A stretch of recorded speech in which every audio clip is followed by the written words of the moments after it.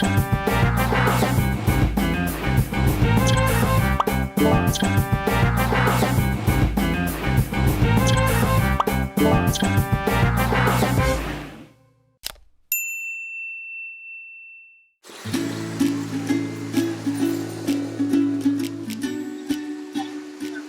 Sobat Extens, kali ini kita akan belajar tentang ekosistem dan mengetahui bagaimana hubungan makhluk hidup di dalam ekosistem.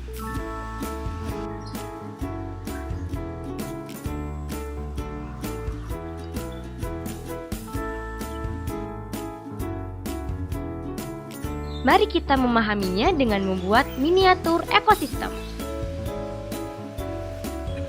Sebelum kita mulai membuat miniatur ekosistem, tahukah Sobat Extens apa itu ekosistem?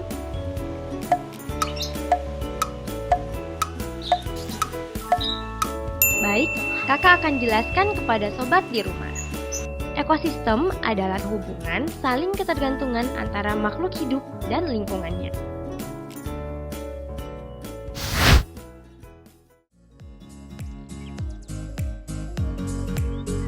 Kita membutuhkan alat dan bahan sebagai berikut.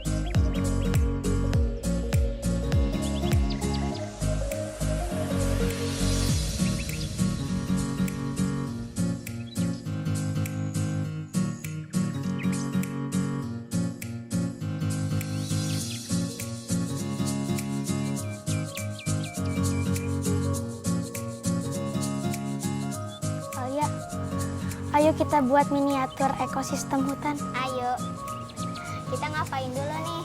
Pertama, kita warnain sungainya dulu. Pertama, tentukan ekosistem yang ingin kita buat. Kemudian, susunlah sekreatif mungkin.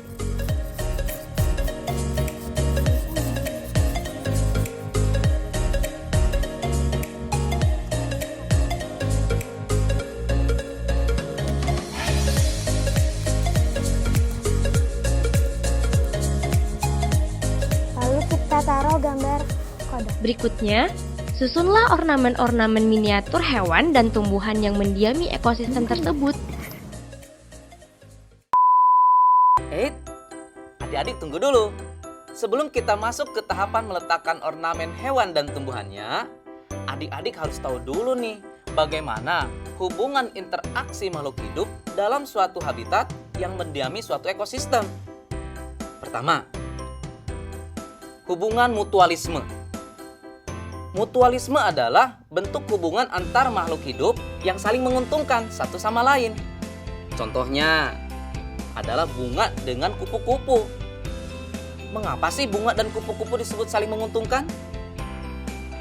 Karena kupu-kupu membantu penyerbukan bunga, sedangkan bunga menyediakan nektar dan sari-sari makanan yang dibutuhkan oleh kupu-kupu. Yang kedua, parasitisme. Apa itu parasitisme? Parasitisme adalah bentuk hubungan yang merugikan yang dialami oleh salah satu organisme makhluk hidup, sedangkan yang lainnya diuntungkan.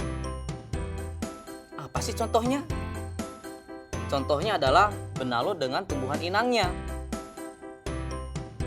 Benalu dapat mengganggu keberlangsungan hidup inangnya. Bahkan dapat mengakibatkan inangnya tersebut mati. Hal ini disebabkan karena benalu tumbuh dan berkembang dengan mengambil zat-zat makanan yang bersumber pada inangnya. Sehingga tumbuhan inang tersebut akan kekurangan nutrisi pada pertumbuhan. Berikutnya yang ketiga adalah komensalisme. Komensalisme merupakan hubungan antar organisme. Salah satu diuntungkan, namun yang lainnya tidak dirugikan dan tidak pula diuntungkan. Contohnya, ikan ramora kecil yang menempel pada ikan hiu. Bagaimana sih hubungan antara ikan ramora kecil dan ikan hiu? Ikan ramora akan selalu mengikuti dan berlindung di bawah tubuh ikan hiu, sehingga ia akan mendapatkan keuntungan berupa perlindungan dan makanan yang berasal dari sisa-sisa makanan dari ikan hiu. Sedangkan pada pihak ikan hiu tidak mendapatkan kerugian dan keuntungan apapun dari perilaku ikan ramola tersebut. Nah, bagaimana Sobat X-Sense? Sudah siap untuk lanjut ke tahap berikutnya? Yuk, mari kita pasang ornamen tumbuhan dan hewannya dengan memperhatikan hubungan interaksi makhluk hidup di dalamnya. Setelah itu kita taruh tanaman seperti ini. Ini kan ada pohon. Hewan yang memakan pohon ini, rumput ini yaitu zebra, kerbau.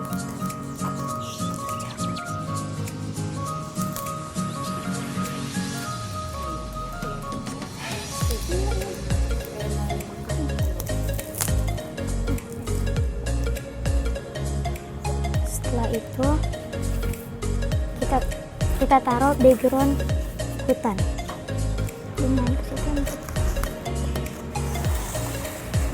Setelah itu Pastikan di sana terjadi hubungan yang setimbang dalam interaksi ekosistem yang kita buat.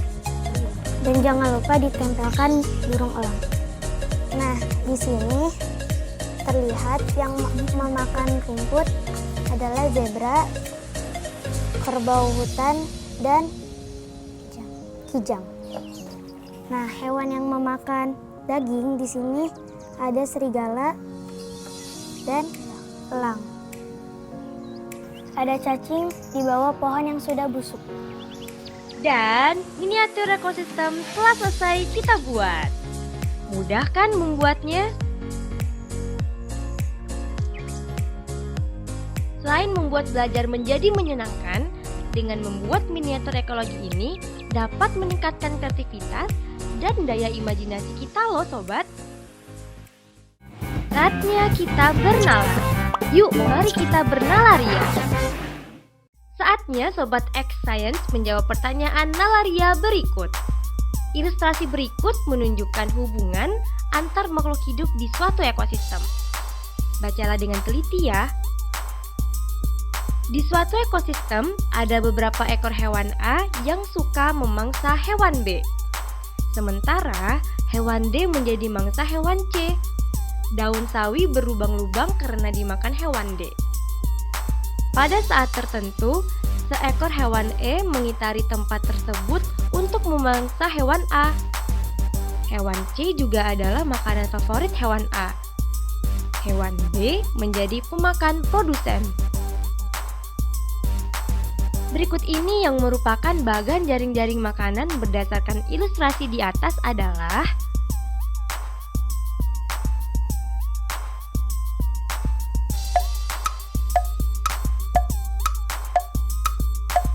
apakah sudah ada yang bisa menjawab? Jawaban yang tepat adalah jawaban C. Karena soal ini perlu bernalar, maka kita harus mencari dahulu nih produsennya. Produsen di soal ini adalah daun sawi. Daun sawi dimakan oleh B dan D, sedangkan D dimakan oleh C. Kemudian pada soal dituliskan C dan B dimakan oleh A. Namun A bukan konsumen tingkat akhir karena A dimakan oleh E. Dari penjelasan tersebut, kita dapat mencocokkan jawaban dengan pilihan yang sesuai, yaitu pilihan C. Dan dapat disimpulkan terbentuklah jaring-jaring makanan dengan dua rantai makanan pada ekosistem tersebut. Gimana, mudah bukan belajar sains? Sampai jumpa pada eksplorasi sains berikutnya.